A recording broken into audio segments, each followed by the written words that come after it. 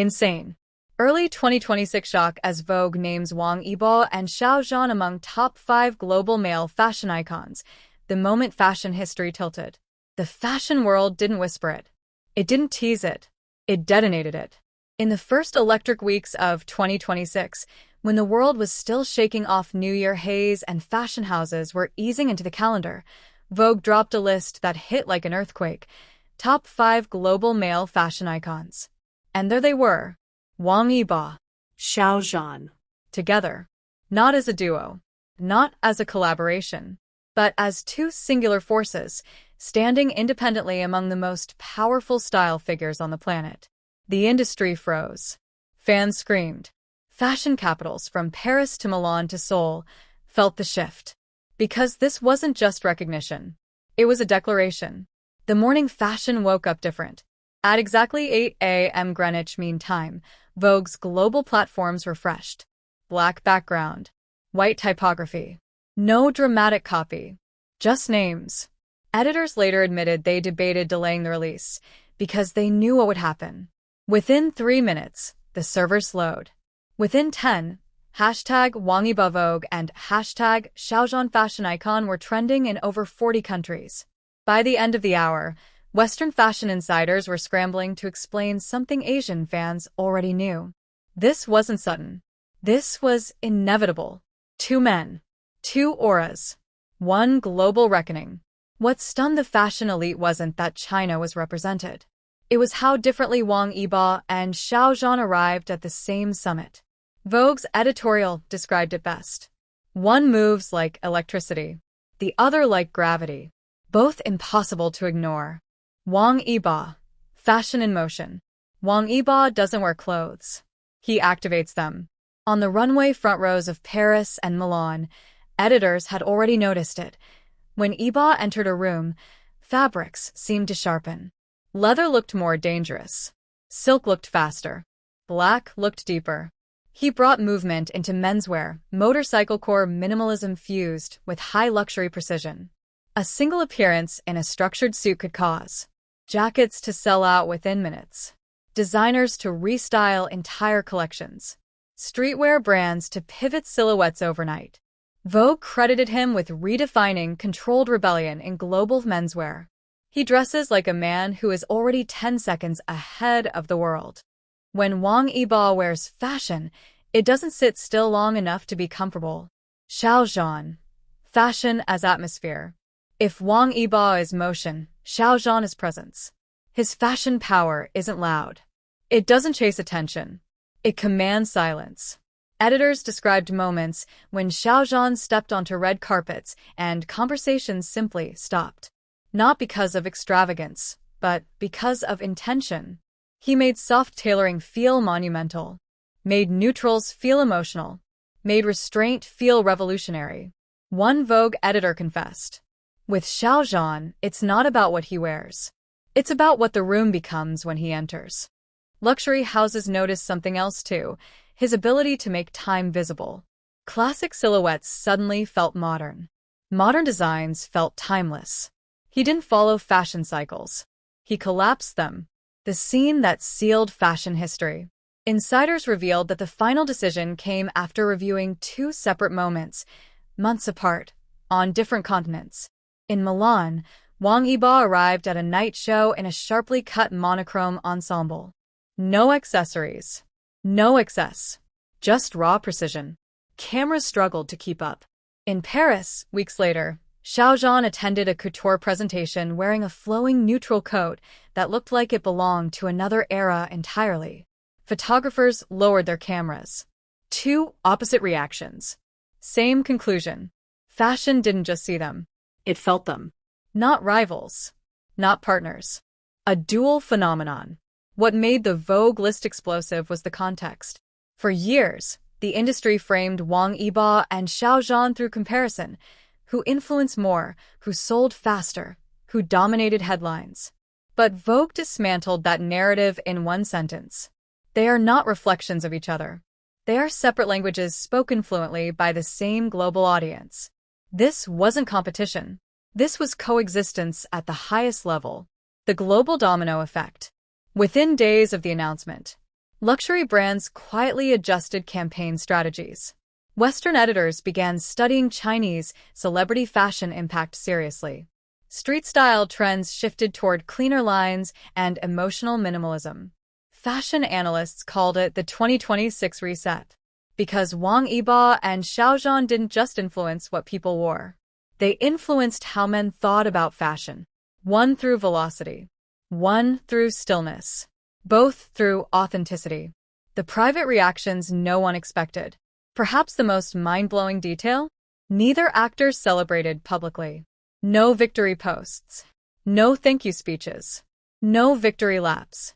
Wang Yibo simply returned to work, helmet on, focus forward. Xiao Zhan shared a quiet photo of morning light through a window. That restraint made the moment even louder. It said, "This isn't arrival. This is continuation." Why this moment will be remembered?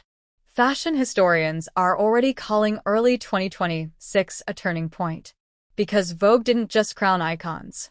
It acknowledged a new axis of global influence, one no longer centered exclusively on the West, no longer dependent on shock or excess.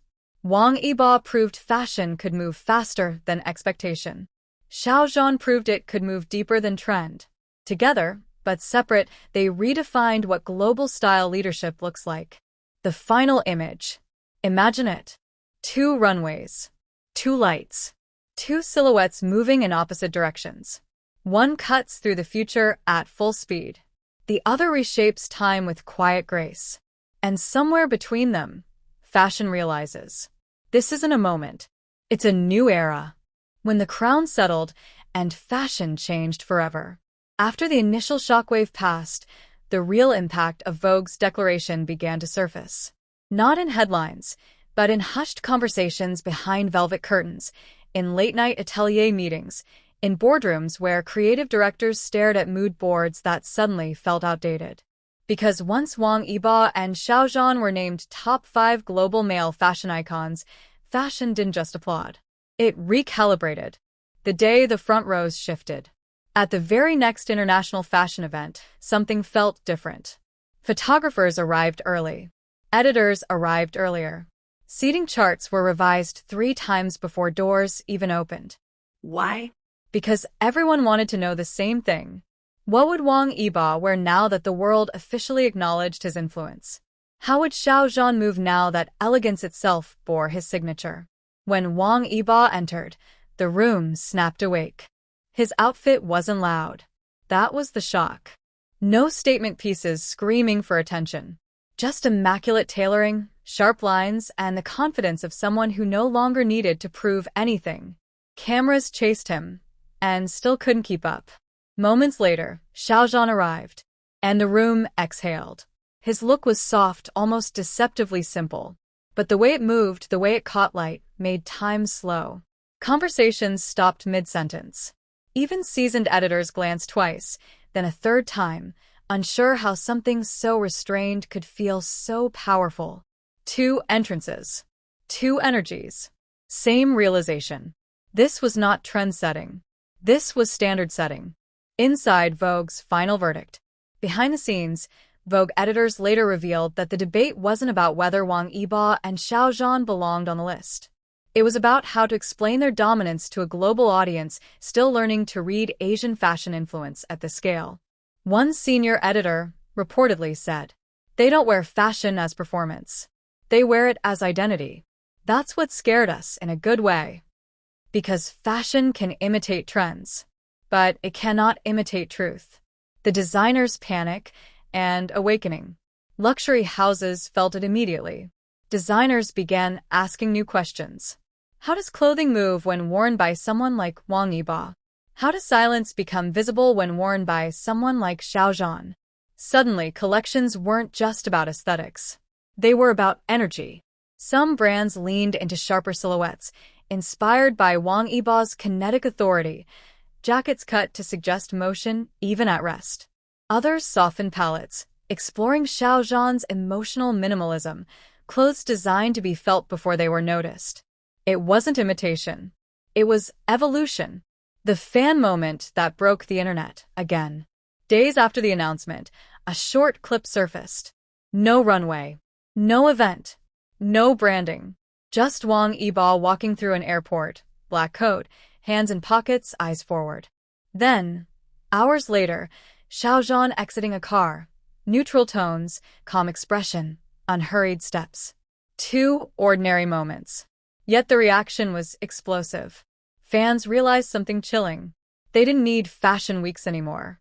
Fashion followed them. Not fashion icons, fashion forces. What truly set Wang Yibo and Xiao Zhan apart from other global icons was control. Wang Yibo's fashion presence felt like velocity contained. Even still, he looked like he might move at any second. Clothes bent to his will. Xiao Zhan's presence felt like gravity. He didn't pull attention. Attention fell toward him naturally. One editor summarized it perfectly. Wang Yibo makes you look. Xiao Zhan makes you feel. And Vogue understood something critical. The future of menswear wasn't about choosing one. It was about holding space for both. The quiet reactions that spoke loudest. Again, neither man celebrated publicly. No triumphant posts. No victory statements. No acknowledgement beyond continuing their work. That silence did something remarkable. It turned the spotlight back onto the industry itself. Fashion had crowned them, but they didn't bow. They simply moved forward, as if this recognition had been inevitable all along. The final shift. Weeks later, fashion analysts began using a new phrase. The Yibo Zhan axis.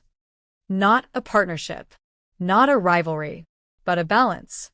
Motion and stillness. Edge and elegance. Future and timelessness.